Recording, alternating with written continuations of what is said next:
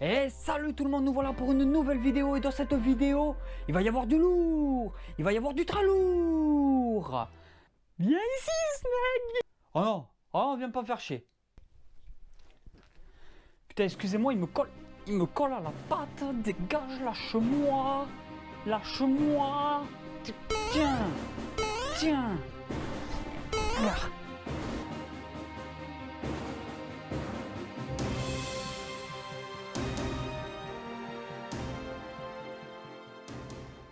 Nourrissage Varanus exanthematicus, donc le plus connu des varans de France, avec du poisson. Il m'en restait, donc j'ai décongelé du poisson.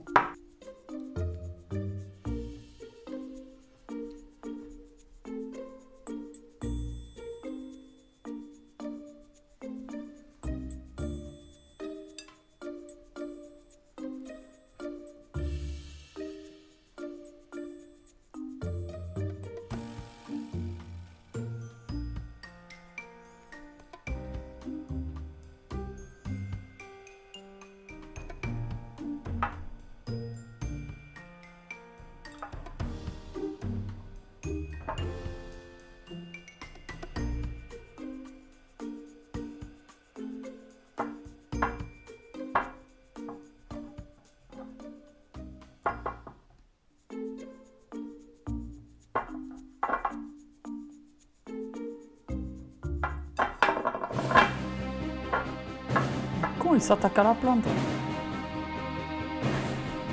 Qu'est-ce qu'il fout? Putain, il bouffe ma plante! Hey! Hey, calme-toi! Calme-toi! Oh, oh! Eh ben, tu bouffes la plante à papa là! Qu'est-ce qui t'arrive? Le poisson il est là! Hein? Complètement taré ce varan!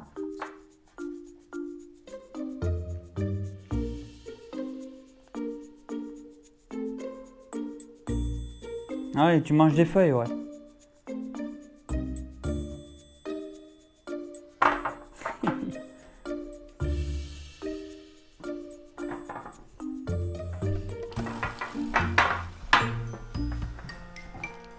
Alors, comme vous pouvez le voir, je vais essayer de le mesurer, le temps qu'il mange.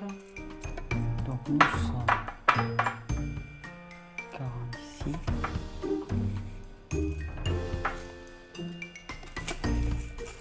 Hep.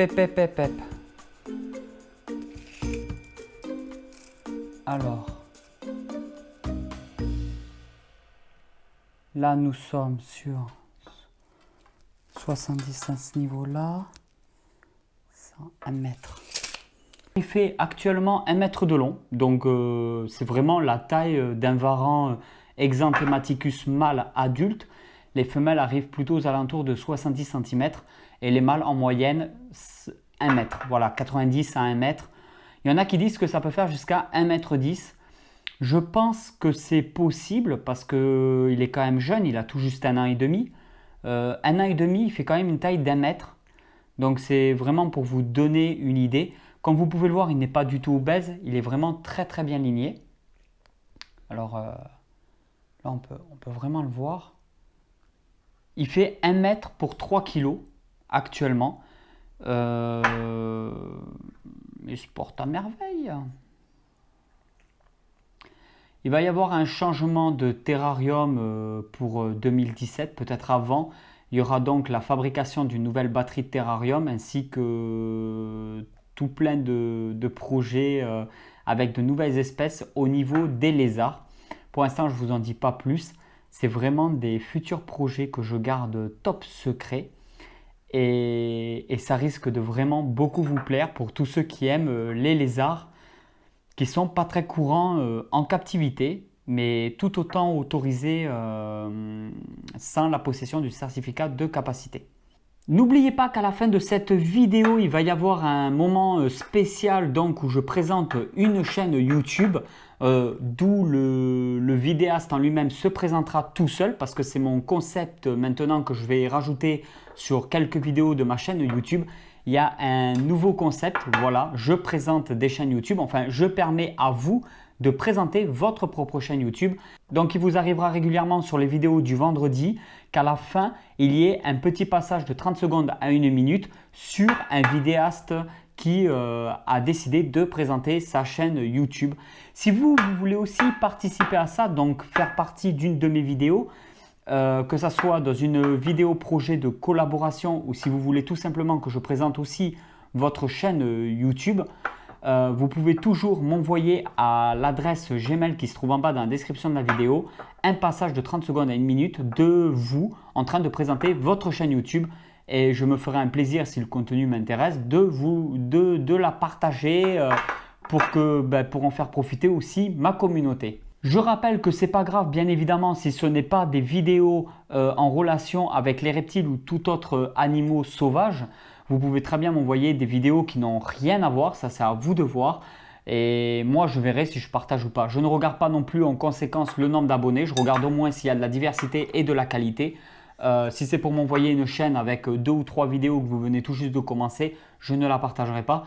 Par contre, si votre chaîne, ça fait déjà pas mal de temps que vous créez des vidéos, que vous êtes assez régulier, je me ferai un plaisir de vous partager.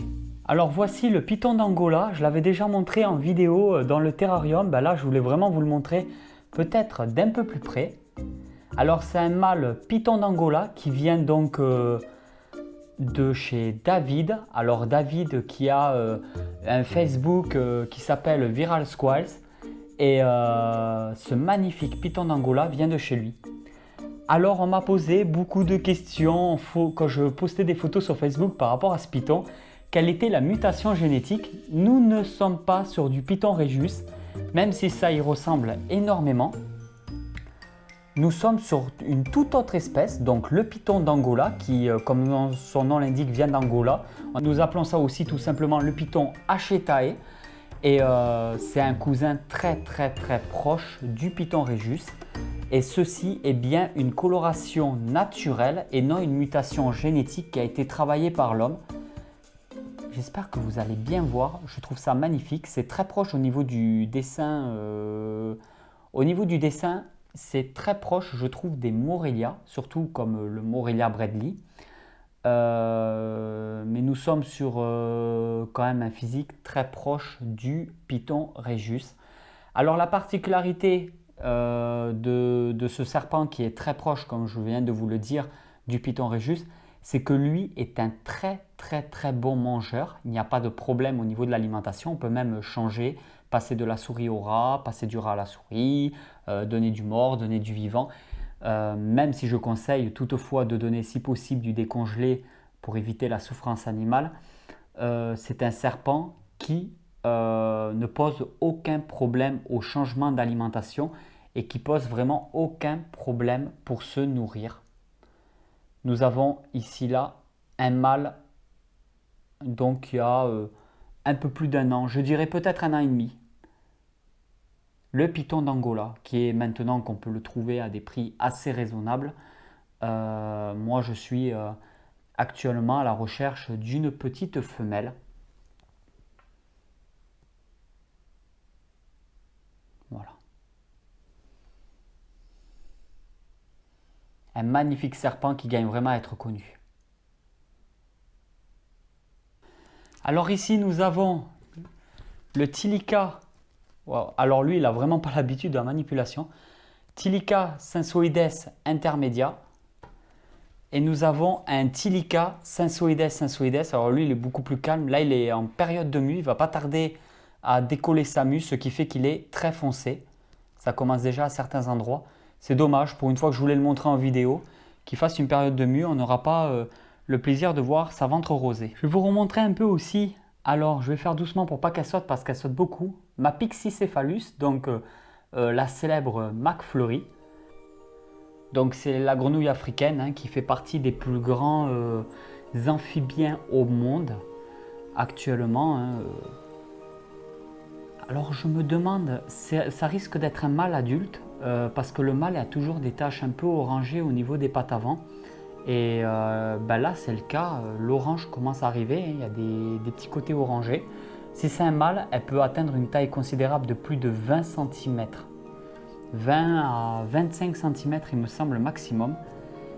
par rapport aux femelles qui sont beaucoup plus petites. Elles font 12-15 cm il me semble. Alors là elle se grossit parce qu'elle a peur, elle ne comprend pas. Hein. Je ne lui donne pas à manger tous les jours parce que c'est une espèce qui est susceptible de vite devenir très obèse. Là, quand je vous ai dit, elle se gonfle parce qu'elle a vraiment peur, mais normalement elle n'est pas aussi grosse que ça. On le voit au niveau des pattes arrière. Et en fait, je vais essayer de vous montrer, voilà, au niveau... Donc, je vais essayer de vous montrer, parce que là, je suis en contre-jour. Alors, je ne sais pas si vous allez bien voir, mais elle a un peu d'orange à ce niveau-là. Attention, je sais pas... Voilà, ici. Ici, elle a un peu d'orange. Et ça, c'est un signe comme quoi ça pourrait être un mâle. Si vous avez votre avis sur son sexe, vous pouvez toujours le mettre en commentaire en bas dans la description de la vidéo.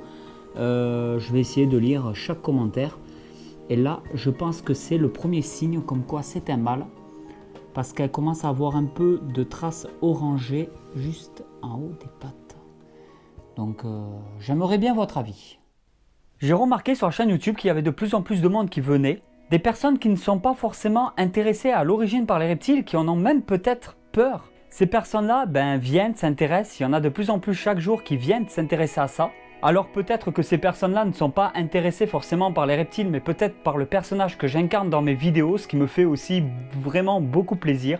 J'essaie toujours de donner le meilleur de moi-même dans les vidéos, de partager mes connaissances, d'essayer de communiquer avec le plus de personnes possible, de répondre au maximum de questions possibles. C'est vrai que j'ai beaucoup de mal parce qu'il y a quand même plus de 155 vidéos sur la chaîne YouTube. Je crois qu'on a même dépassé les 160 si je regarde. Le truc, c'est qu'il y a déjà beaucoup de réponses parmi vos questions qui se trouvent dans les vidéos YouTube. Donc je vous en veux pas si vous n'avez pas fait le tour de toutes les vidéos, ce qui est tout à fait normal. Je ne vous promets pas qu'à l'avenir, je pourrai toujours répondre par contre à la totalité de vos questions. J'ai de plus en plus de mal à répondre à chacun d'entre vous. Par contre, c'est vrai que je tenais vraiment à vous remercier parce que sans vous, il n'y aurait pas tout ça. Sans vous, j'aurais peut-être pas envie de continuer à être aussi motivé. YouTube me demande énormément de travail au niveau du montage des vidéos, au niveau de l'écriture. Et oui, parce que de temps en temps, j'écris mes textes quand même. J'essaie toujours de fournir une meilleure qualité possible, toujours un peu plus d'humour. Alors des fois, c'est de l'humour un peu décalé, des fois de l'humour un peu déplacé, des fois de l'humour qui plaît pas forcément. Mais je tenais à vous dire que vraiment, je suis super content. Quand j'ai créé ma chaîne YouTube, il y a un peu plus de 2 ans en arrière, je m'étais dit 6 000, 7 000 abonnés grand maximum. Je pense pas que dans la terrario en France, on puisse faire quelque chose avec YouTube. Il y a quand même une sacrée mentalité de merde. Je pense qu'il y en a beaucoup dans beaucoup de passions différentes, que ce soit dans l'aquariophilie, que ce soit dans l'élevage de chiens, que ce soit... Je sais qu'à chaque fois dans les passions en France, beaucoup de monde, au lieu de s'entraider, préfère se bouffer entre eux. C'est peut-être aussi une histoire de fric, de pognon, tout simplement. Là où il y a de l'argent à gagner, c'est vrai que les gens deviennent déjà beaucoup plus cons que là où il n'y a rien à gagner, rien à en tirer. Je fais vraiment les vidéos pour le plaisir. Enfin, au début, je faisais les vidéos YouTube pour le plaisir. Et puis là, arrivé un moment où ça devient beaucoup plus que du plaisir. Ça devient même... nous sommes carrément au niveau de la passion. C'est-à-dire que je deviens vraiment passionné par les vidéos sur YouTube. J'ai toujours envie de fournir beaucoup plus de contenu. Voilà, c'était mon petit message parce que je voulais vraiment vous remercier. J'ai tellement de projets plein la tête, mais c'est un truc qui va exploser, mais littéralement. Et chaque vidéo, j'appréhende. Chaque vidéo, j'ai envie qu'elle vous plaise autant que la semaine précédente.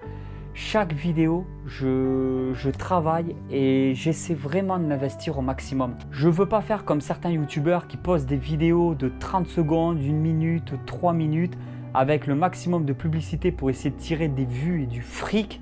Et derrière, avec un contenu zéro ou une putain de titre putaclic à la con, c'est une chaîne qui est différente. C'est une chaîne qui a un contenu totalement différent de ce que l'on retrouve régulièrement sur YouTube. Merci.